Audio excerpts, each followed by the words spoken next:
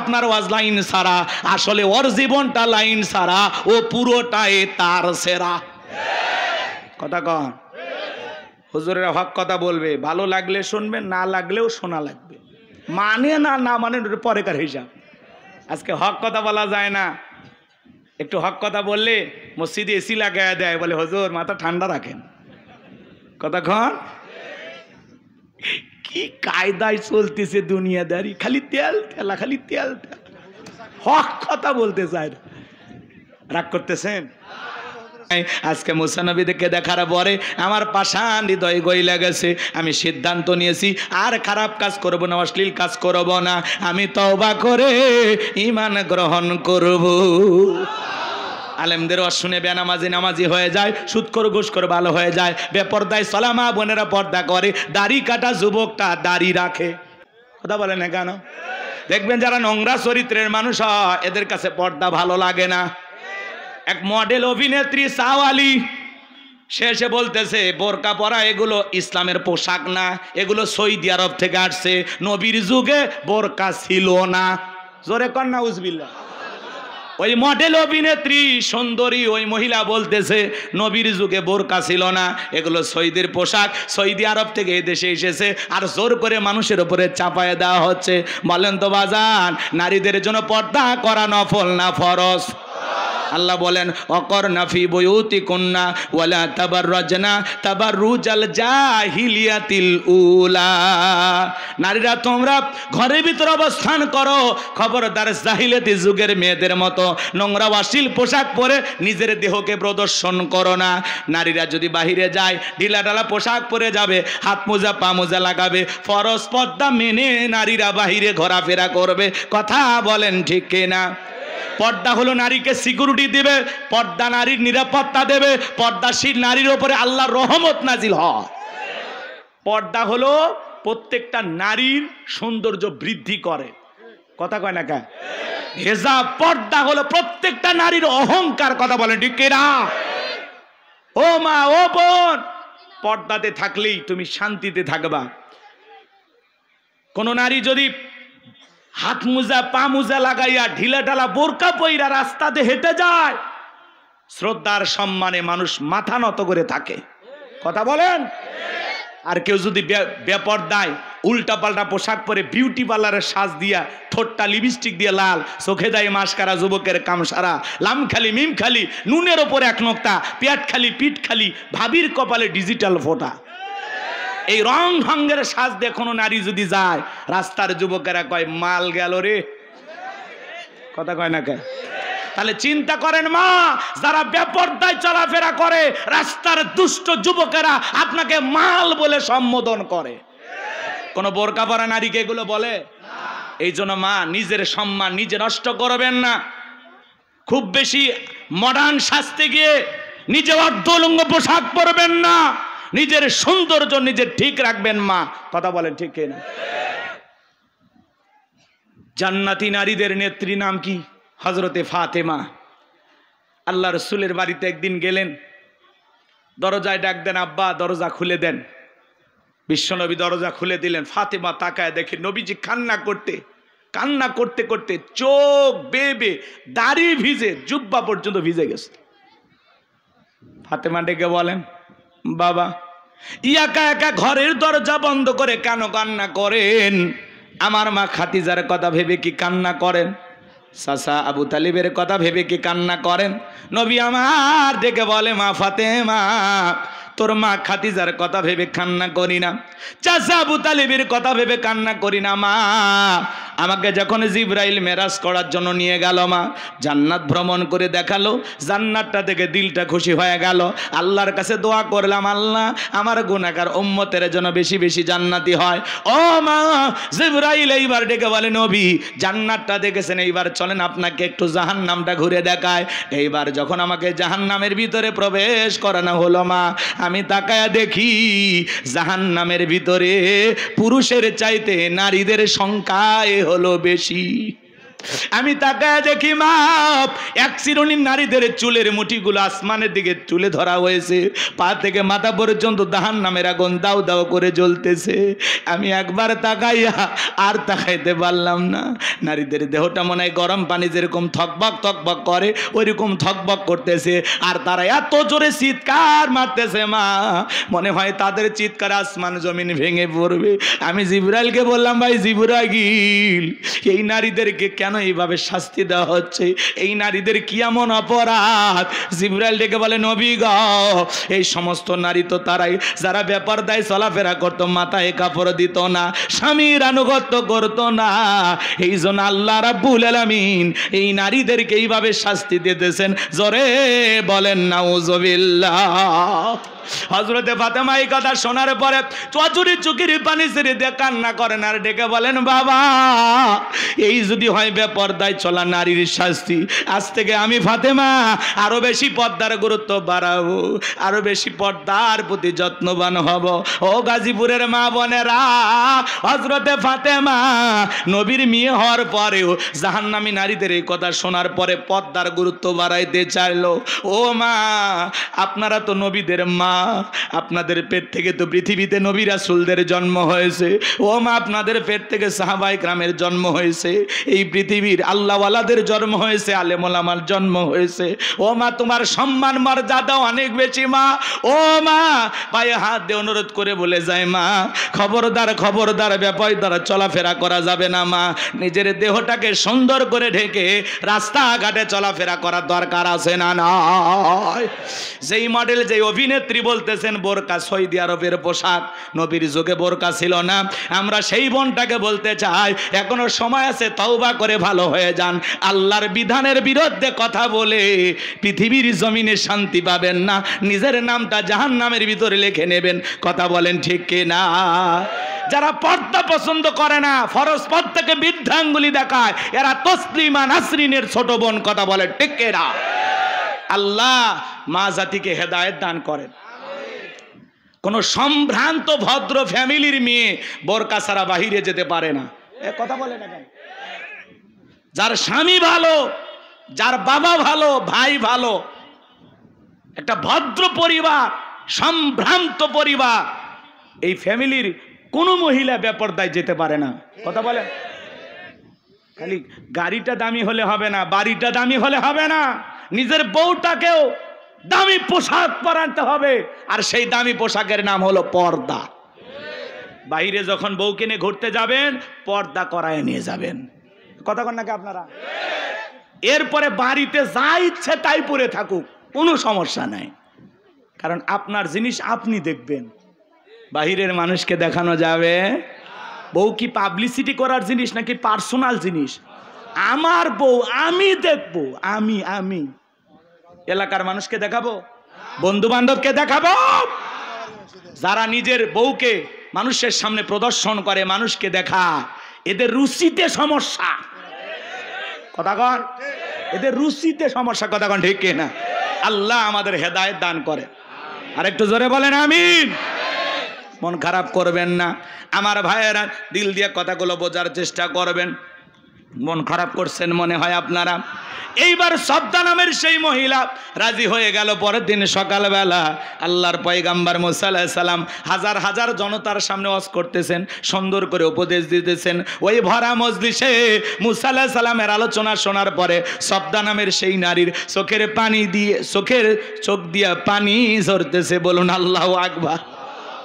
এবার নারীটা অজরে চোখের পানি ছেড়ে দিয়ে কান্না করতেছে। কারণ ডেকে বলে, তাড়াতাড়ি করে দাঁড়াও, বলেন আর একটু শুনি। এইবার দুইজন লোক পাঠা দিয়েছে। ওরা বলে, নেতা গতকাল রাত্রিতে 1 বস্তা টাকা দিয়েছে, আর 1 বস্তা টাকা আছে, তাড়াতাড়ি করে সাক্ষী দিয়ে টাকার বস্তাটা নিয়ে যা। সবদা বলে, আর একটু শুনি। বলে, না, শুনতে দেওয়া যাবে না। দুইজন 2 হাত ধরে ওই ভরা মজলিসে সবদাকে জোর করে দাঁড় করায় দেয়। যখন জোর করে দাঁড় করায় দিয়েছে, কারণ লাভ মেরে দাঁড়ায়, বলে, মুসা রে, ওয়াজ বন্ধ কর, তাকায় দেখ 2 নাম্বার মহিলা দাঁড়াইছে। মহিলাটা 2 নাম্বার না 1 নাম্বার। মুসা নবী কি জানে? রতনে রতন চেনে, ডাইরেক্ট বলতেছে, ও নবী মুসা আওয়াজ বন্ধ করো। আজও পৃথিবীর জমিনে তাকায় দেখবেন আলেম আলেম যখন হক কথা বলে, আল্লাহর আইনের কথা বলে, মসজিদের মেম্বারে দাঁড়িয়ে যখন সুদের বিরুদ্ধে বক্তব্য দেয়, সভাপতি সুদখোর খেপে যায়। ডাইরেক্ট বলে, হুজুর আপনার ওয়াজ বন্ধ করেন, আপনার ওয়াজ লাইন ছাড়া। যারা আলেমদেরকে বলে আপনার ওয়াজ লাইন ছাড়া, আসলে ওর জীবনটা লাইন ছাড়া, ও পুরোটাই তার সেরা। কথা কন, হুজুরেরা হক কথা বলবে, ভালো লাগলে শুনবেন, না লাগলেও শোনা লাগবে। মানে না না মানে পরেকার হিসাব। আজকে হক কথা বলা যায় না। একটু হক কথা বললে মসজিদে এসি লাগায় দেয়, বলে হুজুর মাথা ঠান্ডা রাখেন। কথা কন, কি কায়দায় চলতেছে দুনিয়াদারি, খালি তেল ঠেলা, খালি তেল ঠেলা, হক কথা বলতে চায় না। রাগ করুন, মনে রাখবেন আলেমদের কথা বলতে যারা বাধা দেবে, এই পৃথিবীর জমিনে বিশ্ব নবীকে কোরআন তেলাওয়াতে বাধা দিয়েছিলেন কারা? নবীর দাওয়াতে বাধা দিয়েছিলেন কারা? কাফেররা। কথা বলেন। তারা স্লোগান দিয়েছিল, অকাল আল্লাযীনা কাফারু লা তাসমাউ লিহাযাল কুরআনি ওয়ালগাউ ফিহি লাআল্লাকুম তাগলিবুন। কাফেররা বলল, কোরআন শ্রবণ করো না। যেখানে মুহাম্মদ কোরআনের আলোচনা করে, কোরআন তেলাওয়াত করে, ওই জায়গায় হট্টগোল সৃষ্টি করো, তালি বাজাও, শীষ দাও, লাফালাফি করো, ঢোল পিটাপিটি করো, যে অবস্থায় পারো মুহাম্মাদের কোরআন তেলাওয়াত বন্ধ করো। বলেন তো বাজান, ওরা কি বন্ধ করতে পেরেছিল? ওরা মনে করে কোরআন বন্ধ করলে বিজয় লাভ করতে পারবো, ওরা তো বন্ধ করতে পারে নাই। এমনও মানুষ আছে, যাত্রা হলে কোনো সমস্যা নাই, গান বাজনা সমস্যা নাই, বাণিজ্য মেলার নামে রাত 12টার পরে নর্তকীর গায়ে একটা সুতার কাপড় থাকে না, ওখানে 144 জারি করা হয় না। এই দেশে যারা তাফসিরুল কোরআন মাহফিলে, ওয়াজ মাহফিলে 144 জারি করে আলেমদের কথা বলতে বাধা দেয়, আমার বিশ্বাস ওদের জন্ম মুসলমানের ঘরে হতে পারে না। মুসলমান কোরআনের পক্ষে থাকবে, কোরআনের বিরোধিতা করতে পারে না। এইবার সবদা দাঁড়িয়ে গেছে, কারণ ডেকে বলে, সবদা তোমার যা বলার তুমি বলো, আমি তোমার সাথে আছি। সবদা বলতেছে, কারণ বৈশা পারো, আমি যেহেতু দাঁড়িয়েছি বলার জন্য আমাকেই বলতে দাও। এইবার সবদা বলতেছে, জনগণ শোনো দিয়া মন, আমি জীবনে কোনোদিন মুসা নবীকে দেখি নাই, আজকে মুসা নবীকে দেখার পরে আমার পাষাণ হৃদয় গইলা গেছে। আমি সিদ্ধান্ত নিয়েছি আর খারাপ কাজ করব না, অশ্লীল কাজ করব না, আমি তওবা করে ঈমান গ্রহণ করব। আলেমদের শুনে বেনামাজি নামাজি হয়ে যায়, সুদখোর ঘুষখোর ভালো হয়ে যায়, বেপরদায় সালামা বোনেরা পর্দা করে, দাড়ি কাটা যুবকটা দাড়ি রাখে। ভালো করে বোঝার চেষ্টা করবেন। এইবার সবটা বলতেছে, আপনারা কি জানেন এই কারণ কেন লাফালাফি করতেছে? গতকাল রাত্রিতে আমার বাড়িতে গিয়েছিল, 1 বস্তা টাকা আমারে দিয়েছে, আর 1 বস্তা টাকা রেডি রেখেছে, বিনিময়ে আমাকে এই কথা বলতে হবে, নবী মুসা আলাইহিস সালাম দিনের বেলা ওয়াজ করে আর রাতের বেলা আমি সবদার সাথে রাত কাটাই, কিন্তু আপনাদেরকে সাক্ষী রেখে বলতেছি মুসা নবীর চরিত্র ফুলের চাইতেও পবিত্র। ওই কারণ হলো আমি সবদার নিয়মিত ভক্ত। আল্লাহু আকবার বলেন। ওয়ামাকারু ওয়ামাকারাল্লাহ ওয়াল্লাহু খায়রুল মাকিরিন। খেলা কার? যে গর্ত করেছে নিজের গর্তে নিজেই পড়েছে। কথা বলে ঠিক কি না? যারা কোরআনের পাকে আল্লামা সাইদি হুজুরের বিরুদ্ধে সাক্ষী দিয়েছিল, তারা এখন বলে আমাদেরকে পিস্তল ঠেকিয়ে সাক্ষী দিতে বাধ্য করেছে। শুকরঞ্জন বালি আল্লামা সাইদির জানাজায় যা বলে, সাইদি সাহেব হত্যাকারী ছিল না, ধর্ষণকারী ছিল না। কথা বলে। কোরআনের পাকে আল্লামা সাইদি হুজুরকে 13 বছর মিথ্যা মামলা হামলা দিয়ে জেলখানায় বন্দি করে রেখেছিল। সেই সাইদি হুজুর বিদায় নেওয়ার 1 বছর পার না হতেই আল্লাহ ওদের ক্ষমতার চেয়ার থেকে বিদায়ের ঘন্টা বাজায় দিয়েছে। সাইদি সাহেব একজন জামানার বড় আলেম ছিল, দ্বীনের দায়ী ছিল। 50 বছর নিরলসভাবে কোরআনের তাফসীর করেছেন। এই বাংলাদেশের তাফসীর জগতের রূপকার ছিলেন আল্লামা সাইদি হুজুর। সেই মানুষটাকে বিদায় করছে। এখনো আওয়াজ শুনলে মনে হয় কলিজাটা ঠান্ডা হয়ে যায়। কি কণ্ঠ, কি তিলাওয়াত, কি কথা বলার ধরন, মাশাআল্লাহ। এরকম সাইদি আর পাবো? সে সাইদি সাহেবের সন্তানেরা, সুযোগ্য সন্তানেরা, ওনারা ডক্টর জাকির নায়েকের সাথে কথা বলে তার একটা প্রোগ্রাম আগামী নভেম্বর মাসে তাদের এলাকায় করার একটা চিন্তা ভাবনা করতেছেন। ডক্টর জাকির নায়েক তিনি আগামী নভেম্বর মাসে বাংলাদেশে আসবেন। সাইদি সাহেবের পরিবারের আমন্ত্রণ গ্রহণ করেছেন, দাওয়াত গ্রহণ করেছেন, বলেন মারহাবা।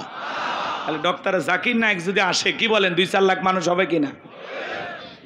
কিন্তু উনি আসবে, কথা বলবে, আলহামদুলিল্লাহ। ওনার জন্য আমরা দোয়া করি। একজন ডক্টর মানুষ, তারপরে ইসলাম প্রচারের জন্য অনেক অনেক বড় ভূমিকা পালন করেছেন, কথা বলে ঠিক কিনা? অসংখ্য মানুষ তার হাতে কালেমা পড়ে মুসলমান হয়েছেন, কথা বলে ঠিক কিনা? তার বিরুদ্ধে অনেক আমাদের মতো হুজুরেরা কথা বলে, হুজুর আপনার ওয়াজ শুনে তো 10 জনও কালেমা বললো না। আর উনি ডক্টর জাকির নায়েক, তার বয়ান শুনে ভারতে কত হাজার মানুষ মুসলমান হয়েছে। ভারতের সরকার তার বিরুদ্ধে গ্রেপ্তারি পরোয়ানা জারি করেছিল, তার চ্যালেঞ্জ বন্ধ করে তাকে দেশেই থাকতে দেয়নি, কথা বলেন। তার মানে তিনি একজন মাজলুম দ্বীনের দায়ী, কথা বলে ঠিক কিনা? আমরা দোয়া করছি উনি বাংলাদেশে আসবেন ইনশাআল্লাহ। ডক্টর জাকির নায়েককেও দিন প্রচারের জন্য কবুল করেন, এটা জোরে বলেন আমিন। কষ্ট হচ্ছে আপনাদের, আমার ভাইয়েরা মন খারাপ করবেন না, কষ্ট মনের মধ্যে নেবেন না বাজান গো আমার। এইবার যখন গোপন তথ্য ফাঁস হয়ে গেল, নবী মুসা আলাইহিস সালাম ডেকে বলে, আল্লাহ চাইতে গেছিলাম যাকাত, আর আমার বিরুদ্ধে এত বড় মিথ্যা অপবাদ মেনে নেওয়া যায় না। আল্লাহ আপনি জমিনকে অর্ডার দেন, জমিন যেন কারণে ধন সম্পদ সহ কারণকে গ্রাস করে ফেলে। আল্লাহ দোয়া মঞ্জুর করলেন। এইবার কারণে ধন সম্পদ সহ জমিনের ভিতরে হাঁটু পর্যন্ত চলে গেছে। ও বলে ব্যাপার না, উঠতে পারবো। এইবার যখন মাজা পর্যন্ত চলে গেছে, কোমর পর্যন্ত চলে গেছে, ও বলে দেহে শক্তি আছে, উঠতে পারবো, ব্যাপার না। এইবার যখন জমিনের ভিতরে গলা পর্যন্ত চলে গেছে বাজার, কারণ ডেকে বলে, ও নবী মুসা, ধন সম্পদ যা আছে সব তোমার আর তোমার আল্লাহর, তুমি নিয়ে যাও, জানটা একটু ভিক্ষা দাও। মুসা আলাইহিস সালাম ডেকে বলে, আল্লাহুস সামাদ, আমার আল্লাহ অমুকপেক্ষী, আমার আল্লাহ কারো কাছ থেকে কিছু চায় না, আমার আল্লাহ শুধু দিয়েই যায়। তবে তোর ধন সম্পদ নিয়ে বেশি বাড়াবাড়ি ছিল, কারণ রে মরার আগে শুনে যা, তোর ধন সম্পদ সহ জমিনের ভিতরে চলে যাবি, আর পৃথিবীর ইতিহাসে তোর মতো যারা সম্পদ জমা রাখবে, আল্লাহ রাস্তায় খরচ করবে না, যাকাত দেবে না, কঠিন কিয়ামতের ময়দানে তুই কারুনের কাতারে দাঁড় করাইয়া আল্লাহ তাদেরও বিচার করবে। সূরা তাওবার ভিতরে আল্লাহ স্পষ্ট বলেছেন, যারা স্বর্ণরূপা টাকা পয়সা জমা রাখে, আল্লাহ রাস্তায় খরচ করতে চায় না, তাদের জন্য কঠিন আযাবের সুসংবাদ। এই জন্য বাজান, ধনী যাকাত দিলে সম্পদ কমে না বাড়ে। প্রত্যেক বছর হিসাব করে করে যাকাত দেবেন তো ইনশাআল্লাহ। প্রত্যেক বছরে হিসাব করে করে আল্লাহর কোন কোন বান্দা যাকাত দিতে রাজি, 2 হাত তুলে আল্লাহকে দেখান। আল্লাহ আমাদের সম্পদ থেকে যাকাত দেওয়ার তৌফিক দান করুন, জোরে বলুন আমিন। আপনার এই সম্পদের মধ্যে মানুষের হক আছে না নাই? আদায় করবেন তো ইনশাআল্লাহ। এইবার যুবক রেডি থাকো, 4 নাম্বার গুনাহ বলি। আল্লাহ রাব্বুল আলামিন বলেন, ওয়াল্লাযীনা হুম লিফুরুজিহিম হাফিজুন। মুমিন বান্দার 4 নাম্বার গুনাহ বলি, নিজের যৌবনটাকে কন্ট্রোল করা, নিজের যৌবনটাকে হেফাজত করা। মুমিনের যৌবন হোটেলে বিক্রি হতে পারে না, পার্কে বিক্রি হতে পারে না। মুমিন কোনোদিন বিয়ের আগে অবৈধ কোনো প্রেম ভালোবাসা করতে পারে না। আল্লাহ শিশুকালের হিসাব নেবেন না, হিসাব নেবেন যৌবনকালের। কথা কয় না, কথা কয় না। যৌবনকালে আমরা শয়তানের ওয়াসওয়াসায় পড়ে গুনাহ করতে ভালোবাসি, আর যৌবনকালের ইবাদত আল্লাহ পছন্দ করেন। কে পছন্দ করে? এই যুবক এদিক এদিক খেয়াল করো। শয়তানের ওয়াসওয়াসায় পড়ে আমরা গুনাহ করতে মজা পাই, মজা পাই।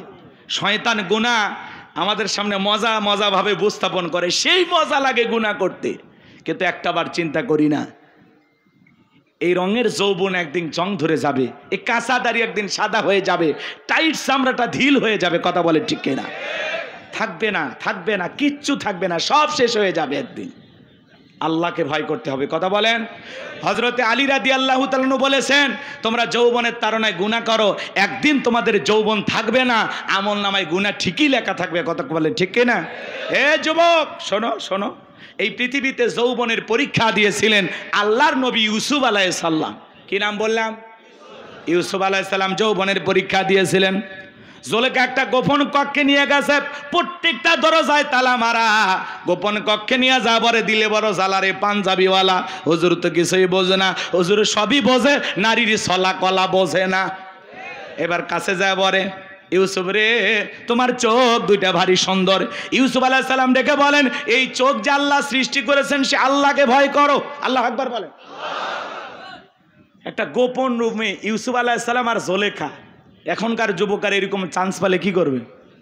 কথা কন, এরকম চান্স এখনকার যুবকের এতটা নোংরা হয়ে গেছে, বাসের ভিতরে গণধর্ষণ, সিএনজিতে গণধর্ষণ, রেল লাইনে ধর্ষণ, পাট খেতে ধর্ষণ। কথা কয় না কে? প্রেম করছে এক যুবক, প্রেমিকাকে নিয়ে গেছে দেখা করার জন্য, আর 8-10 জন বন্ধু বান্ধব মিলে প্রেমিকাকে গণধর্ষণ করে। জোরে কর নাউজুবিল্লাহ। এই সমাজে এই অপরাধগুলো কমছে না বাড়ছে? এই বাংলাদেশকে যদি ধর্ষণ মুক্ত করতে চান তাহলে আল্লাহর কোরআনের আইন দিয়া এই জিনাকারী নারী পুরুষের বিচার করা লাগবে। একজনক যদি আল্লাহর আইন দিয়ে খালি বিচার করা যেত, এই দেশের যুবক ধর্ষণ করা দূরের কথা, নারীর দিকে বাঁকা চোখে তাকানো দূরের কথা, ওই যুবকের স্বপ্ন দোষ বন্ধ হয়ে যেত। কথা বলেন ঠিক কিনা? আল্লাহর বিধান চালু না হওয়া পর্যন্ত ধর্ষণ মুক্ত বাংলাদেশ কেউ করতে পারবে না। ধর্ষণের সর্বোচ্চ শাস্তি কি? মৃত্যুদণ্ড। কথা কয় না? ফাঁসি। কিন্তু আজ পর্যন্ত কয়জন ধর্ষকের ফাঁসি হয়? ধর্ষণ করছে, অপরাধ প্রমাণিত হয়েছে, 2-3 দিনের মধ্যেই বাইতুল মোকাররমের সামনে নিয়ে এসে দেশের সর্বোচ্চ আইন অনুযায়ী, আল্লাহর আইন তো পছন্দ হয় না আপনাদের, দেশের আইন অনুযায়ী বাইতুল মোকাররমের সামনে দিনের বেলায় ঝুলিয়ে দেন। রাত 12টা 1 মিনিটে না, ফাঁসি হবে দুপুর 12টা 1 মিনিটে। 4 দেয়ালের ভিতরে ফাঁসি কলার গাছও দিচ্ছে না, মানুষও দিচ্ছে, টেকা খায় ছাড়িয়ে দিচ্ছে না, কি করতেছে আমরা কিছুই দেখতে পারি না। এলাপ করবেন না আমার ভাইয়েরা, কষ্ট মনের মধ্যে নেবেন না বাজান, লম্বা করার কোনো সুযোগ নাই যুবক রে। আল্লাহর নবী ইউসুফ আলাইহিস সালামের কাছে জুলেখা এবার যায় নিজের শরীরের কাপড়গুলো ছিঁড়ে ছিঁড়ে দেবতার মুখগুলো ঢাকতেছে। ইউসুফ আলাইহিস সালাম ডেকে বলে, কাপড়ে ঢাকিলে তুমি দেবতার মুখ, কি দিয়া ঢাকিবা তুমি বিধাতার মুখ। এইবার জুলেখা কাছে আসে আর ইশারা ইঙ্গিতে কি যেন বুঝাইতে চায়। ইউসুফ আলাইহিস সালামের অন্তরে কার ভয়? আর একটু জোরে বলেন, কার ভয়?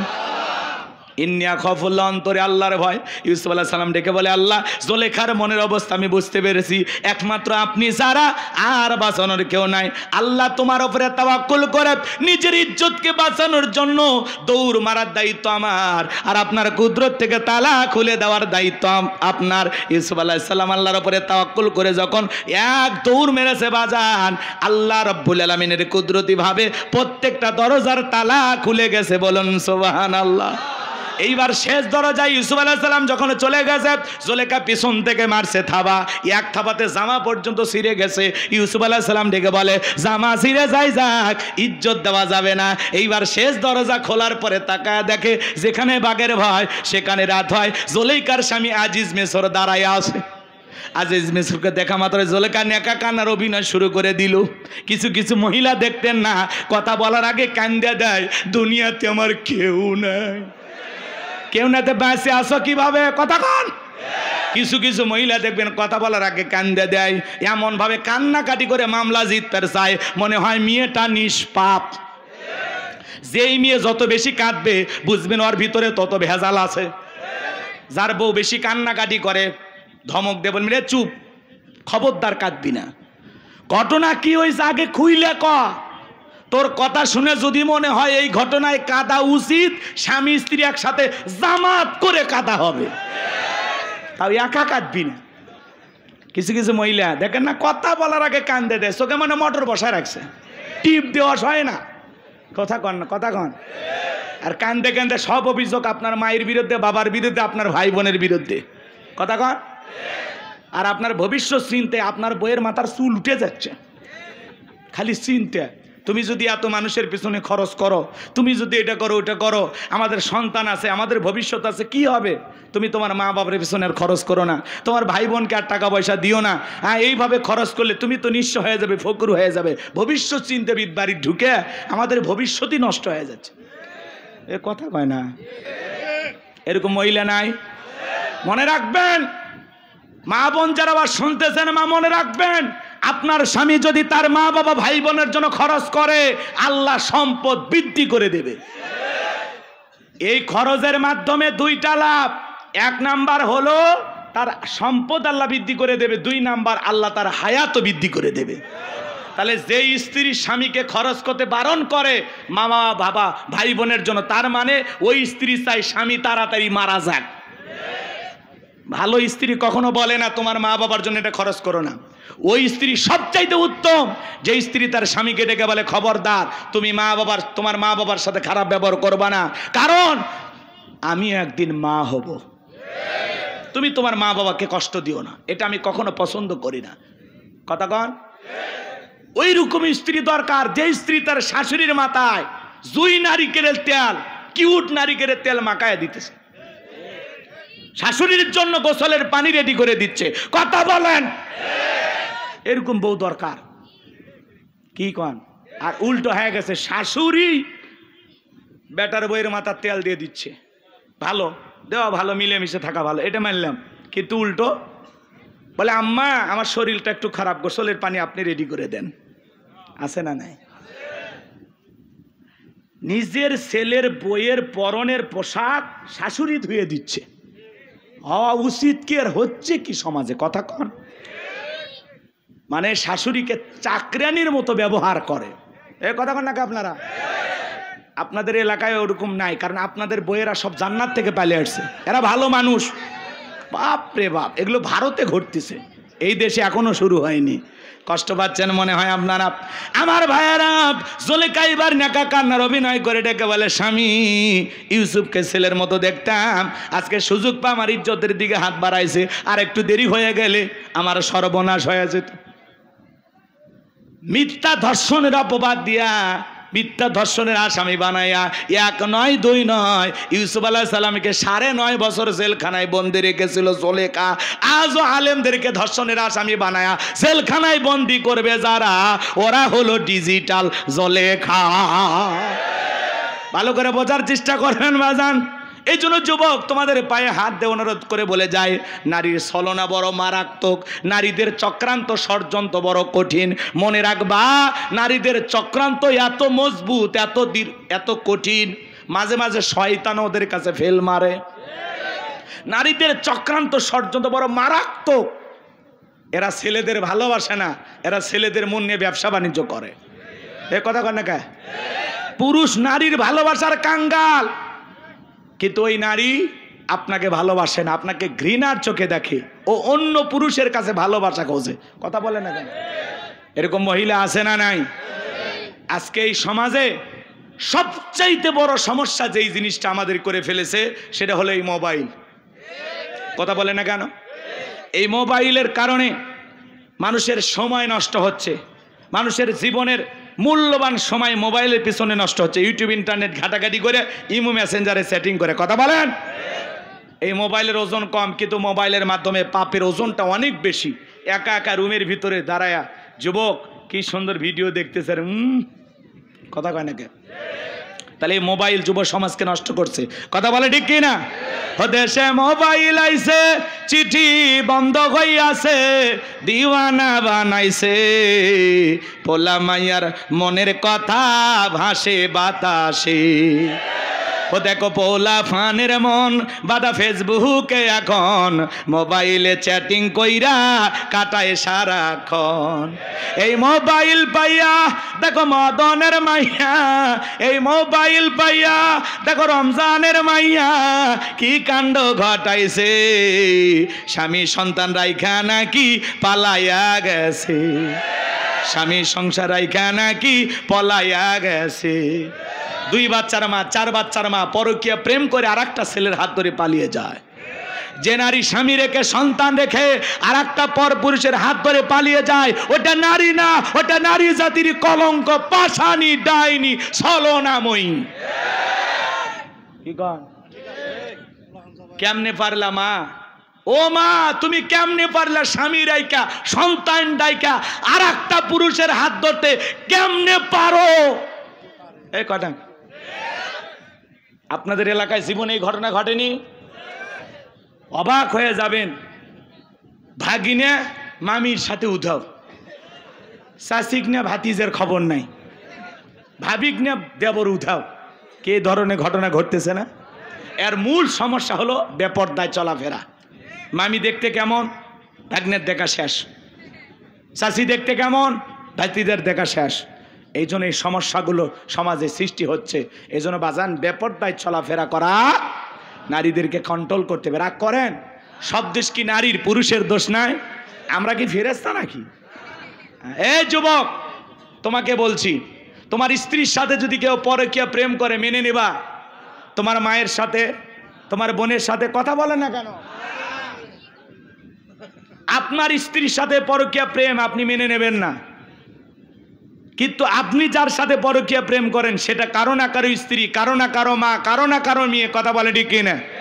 এই জন্য যুবক, তোমাদের পায়ে হাত দিয়ে অনুরোধ করে বলে যায়, বিবাহের আগে কোনো ধরনের অবৈধ